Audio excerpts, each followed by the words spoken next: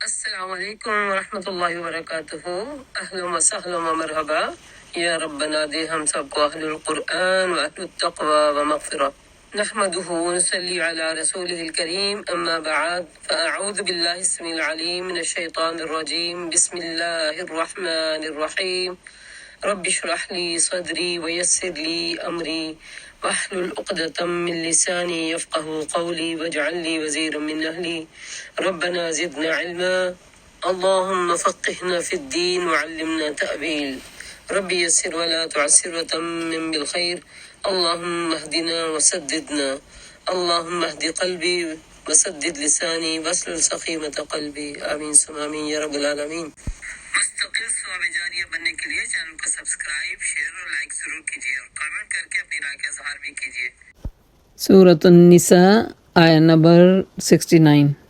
اعوذ باللہ من الشیطان الرجیم بسم اللہ الرحمن الرحیم ومن يطع الله والرسول فأولئك مع الذين أنعم الله عليهم من النبيين والصديقين والشهداء والصالحين وحسن أولئك رفيقا ذلك الفضل من الله وكفى بالله عليما۔ جو اللہ اور اللہ کے رسول کی ومن یطع اللہ والرسول فاولئک مع الذین انعم اللہ علیہم من النبیین والصدیقین والشہداء والصالحین۔ جو اللہ کے رسول کی اطاعت کرے گا ان لوگوں کے ساتھ ہوگا جس پر اللہ نے انعام فرمایا، یعنی انبیاء اور صدیقین اور شہداء اور صالحین۔ یہ اہدنا الصراط المستقیم کی تفسیر ہے۔ یہ ہم چاہتے ہیں نا، اللہ تعالیٰ سے مانگتے ہیں، روز مانگتے ہیں اہدنا الصراط المستقیم، یا رب ہمیں سیدھا راستہ دکھا، سیدھا راستہ دکھا۔ اور اللہ تعالیٰ نے یہ بھی بتا دیا کہ کون سا سیدھا راستہ، انعمت علیہم والا راستہ۔ تو انعمت کون ہے؟ یہ لوگ ہیں، نبی ہیں، سچے ہیں، شہداء ہیں اور صالحین ہیں۔ اللہ تعالیٰ کہتے ہیں حسن اولئک رفیقا، کتنے اچھے دوست ہیں یہ ایک دوسرے کے۔ تو اللہ ہمیں بھی ان کے ساتھ شامل فرما دے۔ تبھی ہم دعا کرتے ہیں نا، اللہم احییتنا من المسلمین وتوفیتنا من المسلمین والحقنا بالصالحین، ہے نا، والحقنا بالصدیقین والحقنا بالشہداء والصالحین۔ تو یہ وہی ہے کہ اللہ تعالیٰ سے دعا کرتے رہنا چاہیے، یا اللہ تعالیٰ دنیا میں بھی ہمیں دین پہ زندہ رکھے، ایمان پہ زندہ رکھے، اور جب جائے ہماری واپسی ہو تو تب بھی ہماری رفاقت ان اللہ تعالیٰ کے انعام یافتہ لوگوں کے ساتھ ہو۔ اور تمناؤں سے باتیں حاصل ہوگی یا محنت کرنے سے ہوگی؟ محنت کرنے سے ہوگی نا۔ تمنا سے تو دنیا کی ڈگری بھی نہیں ملتی کہ ہم صرف وش کریں کہ ہمیں وہ مل جائے، نہیں ملے گا جب تک ہم محنت نہیں کریں گے۔ اللہ پاک ہمیں بہترین محنت کرنے والا بنا دے۔ المرء مع من احب، انسان اسی کے ساتھ ہوگا جس کے ساتھ وہ دنیا میں محبت کرتا ہے۔ تو اگر ہم اللہ سے کے بعد اللہ کے نبی صلی اللہ علیہ وسلم سے محبت کرنے والے ہیں، اصحاب سے محبت کرنے والے ہیں، تو ہمارا انجام پھر کہیں پہ انہی پہ ہوگا۔ اور یہ محبت کیسے پیدا ہوتی ہے؟ جب کسی کو جانتے ہیں تو محبت آتی ہے، گھر بیٹھے آ جائے گی محبت۔ آپ کو کیا پتا آپ کون ہے، میں کون ہوں؟ تو پیارے نبی صلی اللہ علیہ وسلم کو جاننا، ان کے صحاب کو جاننا، ان کی زندگیوں کو جاننا، ان کی وفاداریوں کو سیکھنا، ان کے ساتھ وہ کہتے ہیں نا کہ وہ نبی پاک صلی اللہ علیہ وسلم تھوکنا چاہتے تھے تو وہ صحابہ اپنے ہاتھ دے دیتے تھے۔ کیسی تعظیم اور محبت تھی۔ تو یہ اوصار کیسے پیدا آئیں گے؟ جب ہم ان کو جانیں گے، سیکھیں گے، سمجھیں گے، وفاداریاں تبھی آئیں گی۔ اور یہ حقیقی فضل ہے جو اللہ کی طرف سے ملتا ہے۔ حقیقت جاننے کے لیے بس اللہ کا علم ہی کافی ہے۔ یا ایھا الذین آمنوا خذوا حذرکم فانفروا ثبات او انفروا جمیعا، اے لوگوں جو ایمان لائے، مقابلے کے لیے ہر وقت تیار رہا کرو، پھر جیسا موقع ہو الگ الگ دستوں میں شکل میں نکلو یا اکٹھے ہو کر نکلو۔ ہاں، تم میں سے کوئی آدمی ایسا بھی ہو جو لڑائی سے جی چراتا ہے۔ اصل بات ہے پہلا حکم جو آیا وہ ایمان والوں کے لیے، ابھی پہلے مکے میں تھے تو ان کی مکے والوں کے خلاف لڑنے کے لیے وہ ہر وقت اجازتیں مانگتے تھے کہ ہمیں اتنا ستا رہے، ہمیں بھی اجازت ہو تاکہ ہم ان کا مقابلہ کر سکیں۔ تو اللہ تعالیٰ نے اس وقت انہیں اجازت نہیں دے رکھی تھی، کہا تھا اس وقت صرف تمہیں اپنی اندر انٹرنل جو اسٹرینتھ ہے اس کو بڑھانے کی ضرورت ہے، کیونکہ ایکسٹرنل اسٹرینتھ ابھی تمہاری اتنی مضبوط نہیں ہے کہ تم ان سے مقابلہ کر سکو۔ لیکن مدینہ میں آئے، ابھی سیکنڈ ایئر تھا کہ جنگ بدر آ گئی، اس کے اگلے سال احد آ گئی، اس کے بعد احزاب آ گئی، وہ مختلف جنگیں آ رہی ہیں۔ تو اب اللہ تعالیٰ مومنوں کو کہہ رہے ہیں کہ ہر وقت یہ اب جو دشمن ہے چاروں طرف تمہاری طرف آنکھیں لگا کے بیٹھے ہوئے، تم اپنے آپ کو ہر وقت تیار رکھو تاکہ کہیں وہ ایسا موقع آ جائے تو تمہیں تیاری کے لیے کوئی ایسا نہ ہو کہ تمہیں وقت چاہیے ہوگا۔ لیکن تم میں سے کچھ ایسے لوگ بھی موجود ہوتے ہیں جو اس لڑائی سے منہ چراتے ہیں۔ اگر کوئی تم پر مصیبت آتی ہے تو کہتے ہیں شکر اللہ کا، مجھ پہ تو بڑا ہی فضل ہو گیا، میں نہیں نکلی گھر سے۔ اللہ اکبر۔ اللہ کی آواز پہ خود کو نہ نکالنا اور اس نقصان سے بچ جانا جو اللہ نے ان کے مقدر میں لکھا ہوا تھا، ان کو شہادت کا رتبہ دینا تھا، اور پیچھے بیٹھا انسان کہتا کہ شکر ہے میں نہیں گیا، اس موقع پہ شکر ہے میں نہیں گیا، میری جان بچ گئی۔ یہ کیسا ایمان ہے؟ اور اللہ تعالیٰ کہتے ہیں کہ شکر تو ان کو ہونا چاہیے، شکر تو وہ کر رہے ہیں جو اللہ کے راستے میں نکلے اور مارے گئے اور شہید ہو گئے۔ وہ کہتے ہیں کہ اللہ نے ہمیں بدبخت لوگوں سے بچا لیا۔ کہتا ہے اللہ نے مجھ پر بڑا فضل کیا، میں لوگوں کے ساتھ نہ گیا۔ اگر اللہ کی طرف سے تم پر فضل ہو تو کہتا ہے اس طرح کہتا ہے گویا تمہارے اور ان کے درمیان محبت کا ایک رشتہ ہے۔ سبحان اللہ۔ یعنی کہتا ہے کہ تمہارے اس کے درمیان محبت کا تو کوئی تعلق تھا ہی نہیں نا۔ اگر اللہ کی طرف سے کوئی تم پر فضل ہو تو کہتا ہے، یعنی اگر اللہ کا فضل ان لوگوں پہ ہو جائے تو پھر ایسے پھر ہو جاتا ہے جیسے تمہارا اس کے ساتھ کوئی معاملہ نہیں تھا۔ کاش کہ میں بھی ان کے ساتھ ہوتا تو بڑا کام بن جاتا۔ مطلب پھر اس میں یہ کہتا ہے کہ انعام پانے میں اس کا دل کرتا مجھے بھی انعام ملے۔ جنہوں نے محنتیں کی ہوتی نا ان کا معاملہ تو ہوتا کہ محنت پہ اپریسیشن ملنی چاہیے تھی ان کو، اور جنہوں نے نہیں کی ہوتی تو ان کا دل کرتا ہے گروپ میں بیٹھے ہوئے کہ ہمیں بھی ملتا تو اچھا تھا۔ کیونکہ جب محنتیں کرنے کا ٹائم تھا اس میں گھر بیٹھنا پسند کیا انہوں نے، اور جب دینے کا ٹائم تھا تو اس میں سامنے آئے تو دل کر رہا کہ یہ ناانصافی ہے، سب کو کیوں نہیں دیا انہوں نے۔ انسان ہے نا، دلوں میں خیالات تو آ ہی جاتے ہیں۔ تو یہ کریکٹر کون سا ہے اس میں؟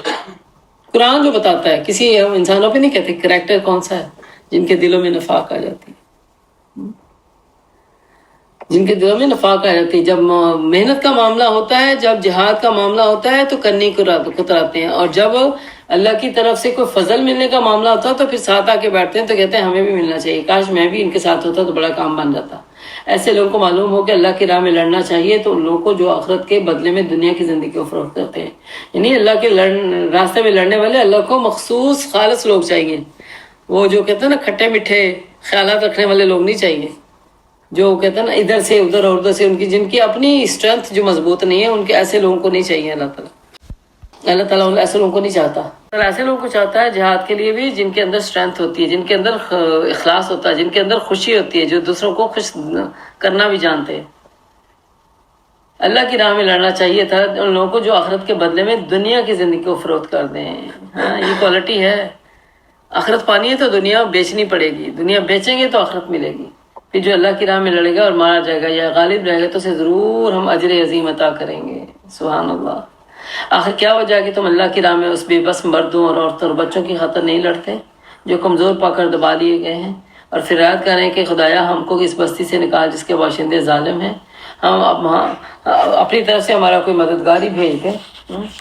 یہ کون سے لوگ تھے جو مکے میں پیچھے بے بس عورتیں اور بچے رہ گئے تھے نا، جو تھے ایمان والے لیکن ان کے ظلم و ستم سے بچ بھی نہیں پا رہے تھے لوگوں سے۔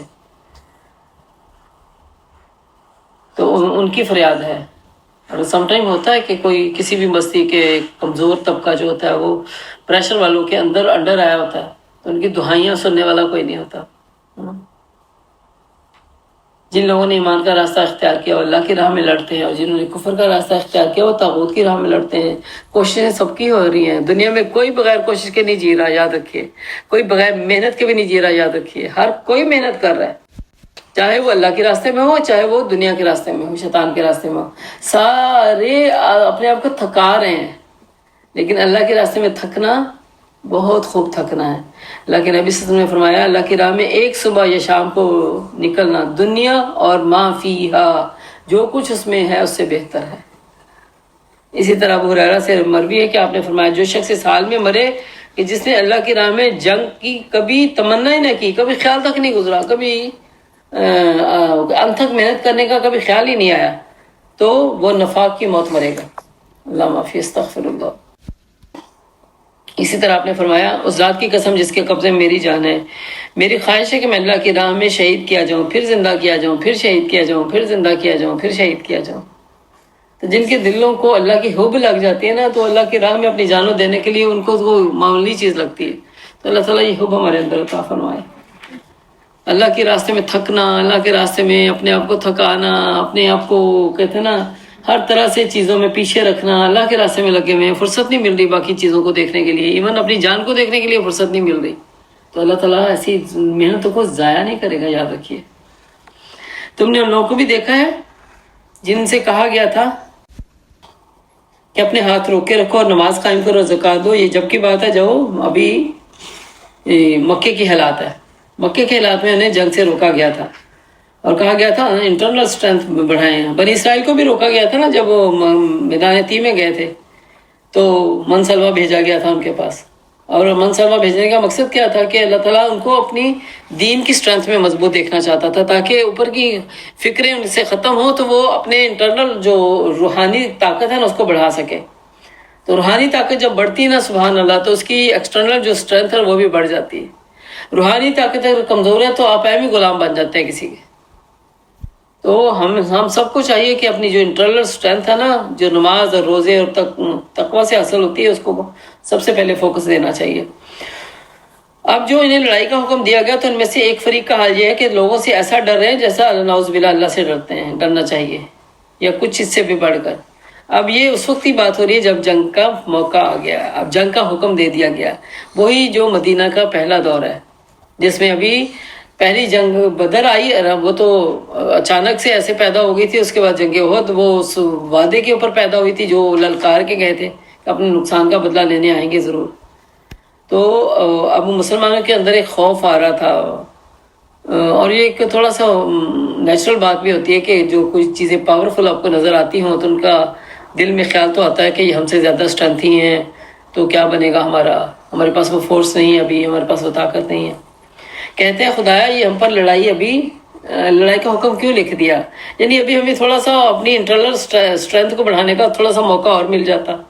یہ بدنیتی سے نہیں کہہ رہے تھے، نیت تو اچھی تھی ان کی، لیکن وہ اس میں مزید ٹائم چاہ رہے تھے کہ ہمارے آپ کو جیسے کہ انسان دیکھیں نیا مائگریٹ ہو کسی جگہ پہ، اس کو ایک وقت چاہیے ہوتا ہے وہاں پہ سیٹل ہونے میں، تو وہ سیٹل ہونے میں ایک وقت چاہیے تھا، کیوں نہ ہمیں اپنی وہ کچھ مہلت دی ہوتی۔ ان سے کہو دنیا کا سرمایہ زندگی بہت تھوڑا ہے،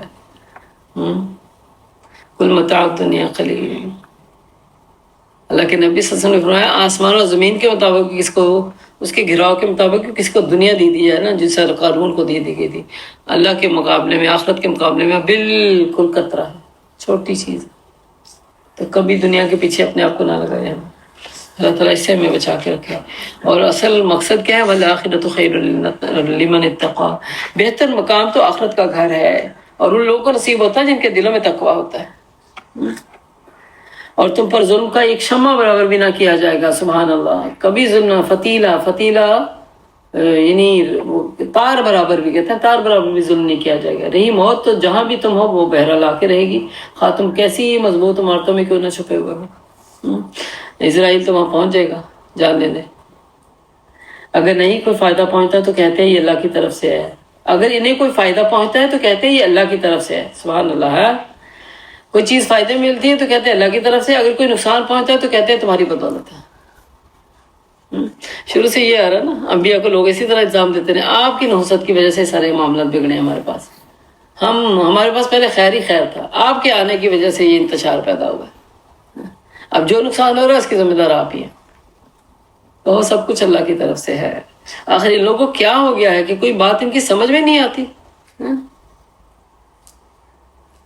اے انسان، تجھے جو بھلائی بھی حاصل ہوتی ہے اللہ کی عنایت سے ہوتی ہے، اور جو مصیبت تجھ پر آتی ہے وہ تیرے اپنے کسب و عمل کی بدولت ہوتی ہے۔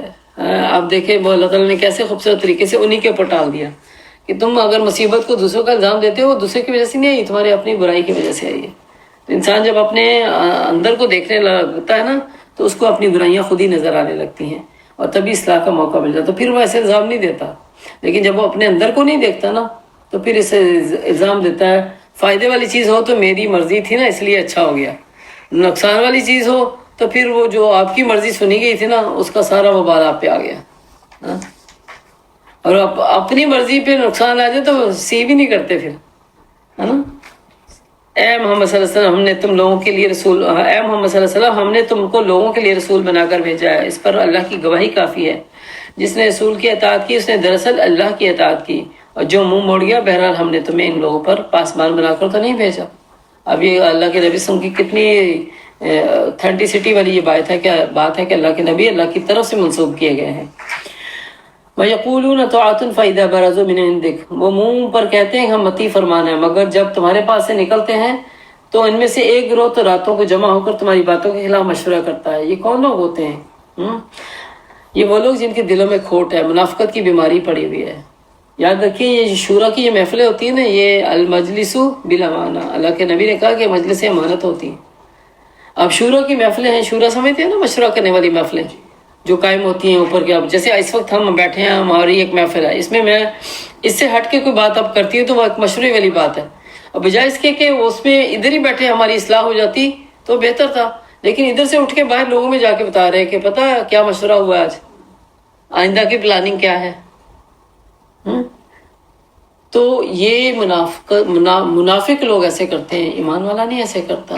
اور منافق اللہ کے اب کہتے ہیں جب مشوروں کی محفلیں جمع ہوتی تھی تو اس میں خوب آتے تھے ان کی ساری، اور جب وہ ان سے نکلتے تھے تو پھر کیا اللہ ان کی ساری سرگوشیاں لکھ رہا ہے، تم ان کی پرواہ مت کرو، کیونکہ راتوں کو بیٹھ کے پھر اس میں وہ ایکسٹرا پلاننگ کرتے ہیں. بس آپ کیا کریں، اللہ پر بھروسہ رکھیں، وہی بھروسے کے لیے کافی ہے. کہ یہ لوگ قرآن پر غور و فکر نہیں کرتے؟ اگر یہ اللہ کے سوا کسی اور کی طرف سے ہوتا تو اس میں کتنی کنٹرڈکشن پائی جاتی. ایک بات کے اوپر دوسری بات خلاف ہوتی ہے، لیکن حالانکہ ہم دیکھتے ہیں کہ اس میں کوئی ایک بات دوسرے سے ٹکرا نہیں رہی. ایک آیت کی تفسیر اگلی آیت کر دیتی ہے. یہ سچائی کی دلیل ہے قرآن کی. قرآن اللہ کی کتاب ہے اور اللہ کے نبی اللہ کی طرف سے منسوب کیے گئے ہیں. یہ لوگ جہاں کوئی اطمینان بخش یا خوفناک خبر سن پاتے ہیں تو اسے لے کر پھیلا دیتے ہیں. اللہ اکبر. یہ منافقین کا ایک اور اگلا حربہ ہے. محفل شورا میں بیٹھے ہوئے شورا کی باتوں کو سنتے ہیں، لیکن اس میں سے جہاں ایگری نہیں کرتے وہاں تو نہیں کہتے کہ ہم آپ سے ڈس ایگری کر رہے ہیں، کیونکہ ضرورت ہی نہیں ہے. لیکن وہاں باہر نکل کے لوگوں کے سامنے بتاتے ہیں کہ یہ باتیں ہوئی ہیں، یہ پلان ہے ان کا. اور ان میں سے کوئی اگر اندر سے کوئی بری خبر، کوئی بیڈ نیوز بھی ہوتی ہیں بعض اوقات محفلوں میں، کہ بیڈ نیوز بھی سنانی پڑ جاتی ہیں کہ فلاں موقع پہ یہ ہو گیا یا یہ ہو گیا، تو وہ بیڈ نیوز کو زیادہ جا کے پروموشن دیتے ہیں، گھر گھر میں پہنچاتے ہیں. تو یہ دیکھیں یہاں پہ اللہ تعالیٰ کہتے ہیں کہ جب کوئی بری بات آ جاتی ہے تو اس کو پھر لے کے پھیلا دیتے ہیں. یہ لوگ جہاں کوئی اطمینان بخش بات ہوتی ہے یا خوفناک خبر سن پاتے ہیں تو اسے لے کر پھیلا دیتے ہیں. حالانکہ اگر یہ اسے رسول اور اپنی جماعت کے ذمہ دار اصحاب تک کہیں پہنچاتے تو ایسے لوگوں کے علم میں آ جائے تو ان کے درمیان کی بات کی صلاحیت رکھتے تھے، اس سے صحیح نتیجہ اخذ کر سکتے. یعنی اگر کوئی اونچ نیچ ہو گئی تھی یا محفل میں اونچ نیچ دکھی ہے تو اب بڑا جو ہے شورا کا بندہ اسی سے بات کریں آ کے، تاکہ وہ اندر سے جو کوئی اگر کوئی دیکھے نا، ہزاروں کے حساب سے لوگ بیٹھے ہیں اور ہزاروں کے حساب سے 2-4 لوگوں کی باتیں آپ کے کان میں پڑی ہیں کہ وہ ذرا کچھ اور طرح کی باتیں سوچ رہے ہیں، تو بجائے اس کے کہ آپ ان باتوں کو باہر پبلک میں عام کریں، آپ شورا کے جو بڑا انسان ہے اس پہ عام کریں تاکہ وہ اندر کی جو کھٹمٹ ہے اس کو خود ہی سے سنبھال سکے وقت کے اندر. تم لوگوں پر اللہ کی مہربانی اور رحمت نہ ہوتی تو تمہاری کمزوری ایسی تھی کہ چند دن کے سوا تم سب شیطان کے پیچھے لگ گئے ہوتے. تو یہ کیسی چالیں ہوتی ہیں جو شیطان اندر سے چلواتا ہے. بیٹھے آپ اللہ کی محفل میں ہیں، بیٹھے دین کی محفلوں میں، بیٹھے مخلص لوگوں کے ساتھ ہے، لیکن ہے کہ دل کھوٹا ہونے کی وجہ سے کیا کما کے اٹھ رہے ہیں. فقاتل فی سبیل اللہ لا تکلف الا نفسک وحرض المؤمنین عسى الله ان يكف باس الذین کفروا واللہ اشد باسا واشد تنکیلا. پیسا نبی صلی اللہ علیہ وسلم تم اللہ کی راہ میں لڑو، تم اپنی ذات کے سوا کسی اور کے ذمہ دار نہیں ہو، دوسروں کو بتانا ہی ہے. وما علینا الا البلاغ. کوئی اگر آپ کی بات سن کے نافرمانی کرتا ہے تو ان کا وبال انہیں پر ہوگا. البتہ اہل ایمان کو لڑنے کے لیے اکساؤ. نیکی کی سفارش کرنا نیکی کرنے کے برابر ہوتا ہے. آپ کوئی دین کے معاملے میں آپ کے ساتھ بیٹھے ہیں تو دین کے معاملے میں تھوڑی سی بھی سستی اگر دکھاتے ہیں تو آپ ان کو انکریج کریں، ان کو نیکیوں میں اپریشیٹ کریں، تاکہ وہ ایک لیڈر کی اچھی کوالٹی یہی ہوتی ہے کہ ساتھیوں کو لے کے ساتھ چلتا ہے، ان کو ڈیگریڈ نہیں ہونے دیتا. ان کو کمزور نہیں ہونے دیتا. تو یہاں پہ کہا کہ جب ایمان والوں کو آپ ان کو انکریج کیجئے، اکسائیے، اور دور نہیں کہ اللہ کافروں کا زور توڑ دے گا. اللہ کا زور سب سے زبردست ہے، اس کی سزا سب سے زیادہ سخت ہے. جو بھلائی کی سفارش کرے گا وہ اس میں اپنا حصہ پالے گا. سبحان اللہ. کتنی خوشخبری والی بات ہے کہ جو نیکی کرنے والا ہے اس میں کر دی کہ ہاں یہ تمہیں کرنا چاہیے. کرنے والے کی محنت تو لگ رہی ہے لیکن آپ نے صرف اپریسیشن دے دی تھی کہ ہاں تمہیں کرنا چاہیے، میں تیری پیچھے ہوں، میں دعا کروں گا تمہارے لیے، حالانکہ وہ چاہے اس جگہ موجود بھی نہ ہو. تو دیکھیں اس نے برابر کا حصہ پا لیا. تو اس لیے نیکیوں میں ایک دوسرے کو انکریج کرتے رہنا چاہیے. کوئی نیک کام کی صلاح مانگ رہا ہو تو اس کو انکریج کرنا چاہیے، اور اگر کوئی برائی کی سفارش کرے تو اسے کیا کرنا چاہیے؟ اسے کنڈیم کرنا چاہیے. ورنہ وہ کہتے ہیں نا، کسی نے ارادہ کیا کہ میں اس کو ماروں گا تو آپ نے کہہ دیا ہاں ٹھیک ہی ہے، یہ برائی کی اپنے فیور کر دی، یا آپ اس پہ خاموش رہ گئے، گویا وہ سمجھا کہ آپ نے ایگریمنٹ دے دیے کہ یہ برائی کی فیور ہے. تو اس برائی کی فیور میں ساروں پھر اتنا ہی گناہ ملے گا جتنا اس نے کمایا تھا. اللہ ہر چیز پر نظر رکھنے والا ہے. وآخر دعوانا ان الحمد للہ رب العالمین. اس دعا کے ساتھ کہ یا الہی جو کچھ سیکھا سمجھا پڑھا ہے اس پہ عمل کی توفیق عطا فرما، اور جو غلطی ہوگی اسے درگزر فرما دے. یا اللہ ہماری زندگیوں کو نیک نامی کی زندگی بنا دے. یا اللہ اپنے راستے میں نیکیوں کے خاطر جد و جہد کرنے والا بنا دے. یا اللہ ہمارا انجام بھی اپنے مقربین لوگوں کے ساتھ کرنا. اللہم اجعلنا من الذین انعم اللہ علیہم من النبیین والصدیقین والشہداء والصالحین وحسن اولئک رفیقا. یا الہی ہر اس کام کی توفیق دے جس سے تو محبت رکھتا ہے، ایسے عمل الصالحات کروا دے کہ تو راضی ہو جائے الہی. یا اللہ ہمیں ایمان کی حلاوت عطا فرما، ہمارے گھروں کو اسلام کے قلعے بنا دے، ہمیں قرآن پاک پہ غور و فکر کرنے والا بنا دے. یا اللہ ہمیں امر بالمعروف و نہی عن المنکر کرنے والا بنا دے. یا اللہ اپنی رحمتوں سے ہمیں ہدایت یافتہ لوگوں کا امام بنا دے. یا اللہ ہم سے تو راضی ہو جا. یا اللہ تو ہم سے راضی ہو جا. یا اللہ ہمیں نیک کاموں کی شفاعت کرنے والا، نیک کاموں کو پروموٹ کرنے والا بنا دے، برائیوں سے روکنے والا اور رکنے والا بنا دے. یا اللہ تو ہماری حفاظت فرما، ہمارے اعمال کی حفاظت فرما اور ہم سے راضی ہو جا. اس کوشش کو قبول فرما، اس کو ہمارے حق میں اجرت بنانا اور ہمارے حق میں ثواب جاریہ بنا دے. یا رب ہماری اولادوں کو آنکھوں کی ٹھنڈک بنا دے. یا الہی ہمیں اور ہماری اولادوں کو دین کے سچے وارث بنا دے. یا رب یا الہی ہمیں فتنوں سے بچا، ہمیں خیانت سے بچا. یا اللہ ہمیں منافقت سے بچا، ریاکاری سے بچا، جھوٹ سے بچا، بغاوت سے بچا. آمین ثم آمین یا رب العالمین. ربنا تقبل منا انک انت السمیع العلیم وتب علینا انک انت التواب الرحیم. سبحانک اللہم وبحمدک نشہد ان لا الہ الا انت نستغفرک ونتوب الیک. السلام علیکم ورحمۃ اللہ وبرکاتہ.